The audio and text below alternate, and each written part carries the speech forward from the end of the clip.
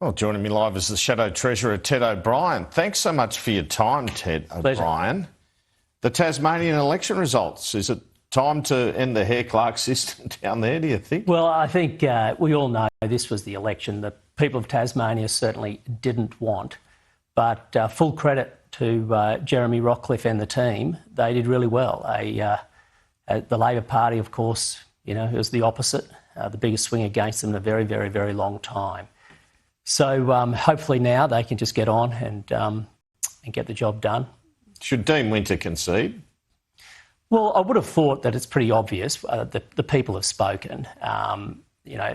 Labor and others really pushed for this election. They should not have. You've got to honour the will of the people. And so hopefully sanity will prevail. I don't think Tasmania deserves yet more uncertainty over the weeks ahead. Delighted too, can I just say, of some colleagues, previous colleagues here, Bridget Archer and Gavin Pearce and Erica Betts elected into the parliament there. So that's good news too, I think, for Tassie. Is there anything the federal Liberals can take out of it on what's been a pretty grim year for the Liberal Party? I mean, there's clearly a difference, as you know, between federal and state elections, but those who think that the Liberal Party is on its knees and nearly dead, I think you can only just look at the Tasmanian election and say, well, hang on, as a political movement, the Liberal Party actually has gone very well down there. Federally, we are rebuilding. And so, if anything, it really should be a message of inspiration to Liberals right across the country. Let's talk about the PM's visit to China. What do you make of it? I think, given it was a 6-day in-country visit, I think it's fair for the Australian people to have expected more from it. I've got no problem with him visiting China. In fact, I think it's important. China is clearly a very important trading partner of Australia. And economic diplomacy is key, Andrew.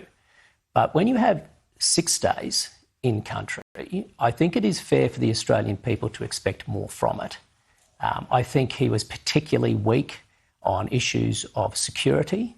And by spending 6 days there, not going to Japan, not going to South Korea, I think it has accentuated the problem we have with an imbalanced foreign policy. The fact that we do not have a relationship face-to-face between the President of the United States and our own Prime Minister. Sure, but I mean, you're saying he was weak on security. He did raise the military exercises at the time we were doing our own. I mean, what should he have said to President Xi on that, in your view? Well, I think a lot more should have been said a lot earlier, and Australia can always be assertive without being rude. Language counts when it comes to diplomacy. What should he have said? I mean, you're saying he was weak on the trip. He was weak because he's part of a team which is weak. So the very day that he is over there speaking with Xi Jinping and Chinese leadership, we had the Deputy Prime Minister acting as an apologist for what was effectively the circumnavigation of Australia by ships of the PRC. We had, live fire activity in civilian airspace close to our shores, and we had silence, really, from this government. We had the Deputy Prime Minister here actually defending it. So this entire thing, I think, speaks to weakness. The Prime Minister is more a cheerleader than he is actually a leader, and this is the problem. A cheerleader for China? No, a cheerleader for Australia. I'm not suggesting he's doing the bidding of China, but unfortunately it does go to weakness, Andrew. And it again, look, if it was 1 or 2 days and then he went to other countries, great. But 6 days in country, you have to ask yourself, what was achieved by that? And again, it sends this big message that we do not have a similar relationship between the President of the United States and the Prime Minister of Australia. That is of deep concern, and it's why he has to prioritise that relationship. But the government sees it as a lapse in protocol for the opposition to criticise the PM on a foreign trip. What do you say to that? Well, we're not criticising him going on a foreign trip. We're saying that he did not meet expectation. And if you're going to have 6 days in country, I don't know, Andrew, you follow politics better than anyone I know. Can you think of when the Prime Minister has had 6 days in another country? I mean, Anthony Albanese has chosen to have 6 days. That's okay. He might have been close to that on his Washington trip with Biden. That's okay if you extract outcomes. Again, we are supportive of the trip. We are supportive of economic diplomacy. It's absolutely key. But Australia deserves nothing less than tangible outcomes, especially when you spend a week in country. I want to move to the productivity roundtable that's going to take place. Mining companies have expressed disappointment they haven't been invited. Michelle Rowland just told us that doesn't mean there's going to be some new mining tax. What do you think? Well, I think it's clear the government wants new taxes. And I think that's one of the things we have to prosecute over this first sitting of the Parliament. Where are these secret taxes? We've seen it through the leaked Treasury report last week. The advice to government is you're spending too much.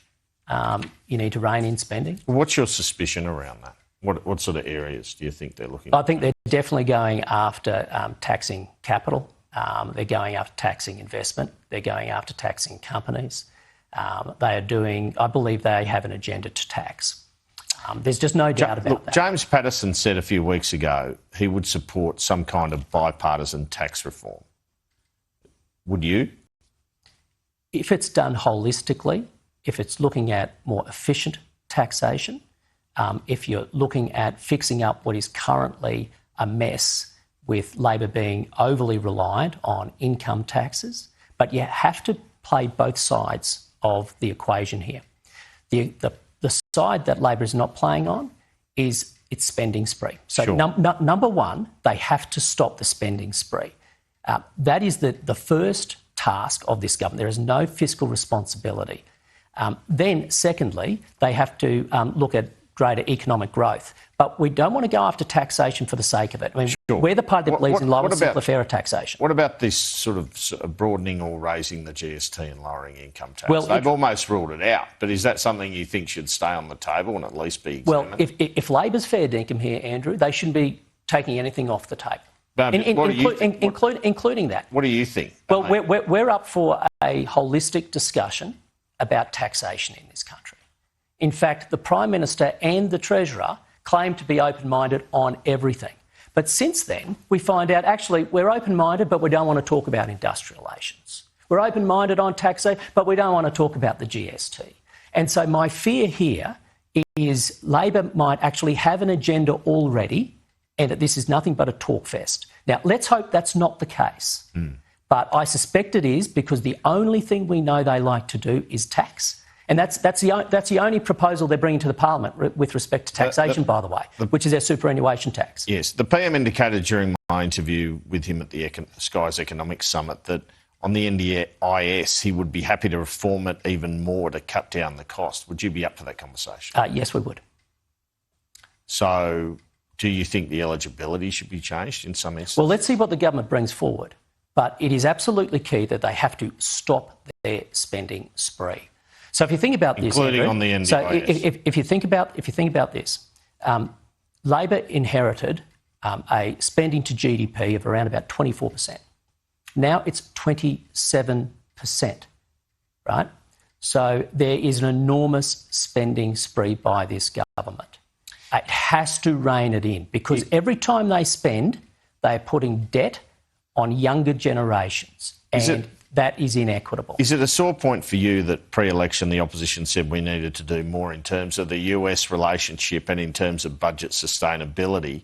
You didn't win the argument. Now these are the prickliest issues for the government. Well, there's no doubt it's a sore point we didn't win the election, Andrew. I'm not going to sort of pretend otherwise, right? But it's not just a sore point, I believe, for the Liberal Party of the coalition. It is for the Australian people, because this government, before the election, said the budget was in good nick. We now find out after the election it's not sustainable.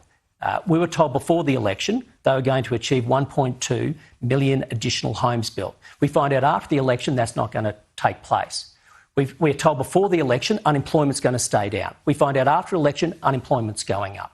We hear before the election they've got a great plan for economic growth. We find out after the election, in fact, the economy's not growing.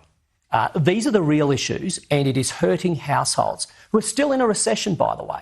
The everyday Australian household is in recession today, and the best this government can do is call a round table to talk about ideas. The only thing we've heard from Jim Chalmers the last few weeks is where he's going to hold his round table, who might come to the round table, what each day the round table may consider. But the only plan he has is to tax unrealised capital gains. And this is the problem we have. Was it a mistake for the Reserve Bank not to cut interest rates? Oh, look, I feel for mortgage holders, because by the RBA making its decision of not cutting interest rates, well, the average mortgage holder continues to pay about $1,900 more every month on their mortgage compared to before Labor came to Are they office. too trigger shy, the Reserve Bank? Well, I don't think the issue here is with the Reserve Bank. The issue here is with the Albanese government. Well, in terms of cutting rates, the issue the other week is the Reserve Bank. The decision made the other week was the Reserve Bank. But of course, the Reserve Bank works within a framework, a monetary policy framework. The problem is the government has no fiscal policy framework. So when the RBA makes its decision, it has to look at what is happening in the real economy. Responsible for that decision? I think there is no doubt that government spending is responsible for interest rates remaining higher for longer in Australia than comparable economies. So what happens if they cut it next month, as they're expected to? Well, again, that's going to be a decision of the RBA governor. I mean, it's not my words, Andrew. If you listen to what the RBA governor said, they are not yet confident that that inflation is going to be kept within the band for a sustainable period. And they're after that midpoint of 2.5, right? And so let's wait to see what they say. But this is not my view. This is the view of the Reserve Bank of Australia, whose independence needs to be respected. Sure. Albanese government, they've got to stop the spending spree. They need to start growing the economic pie. Finally and briefly, what do you make of the government seeking to legislate penalty rates? Well, I mean, let's wait to see what the detail is. We'll go through our usual process internally. Instinctively, though, I mean, the Fair Work Commission, their independence needs to be respected. At the very time the government says they're talking about productivity, I find it pretty extraordinary that they want to go down this path. But again, let's wait to see what the detail is. Ted O'Brien, thanks so much. Thanks, Andrew.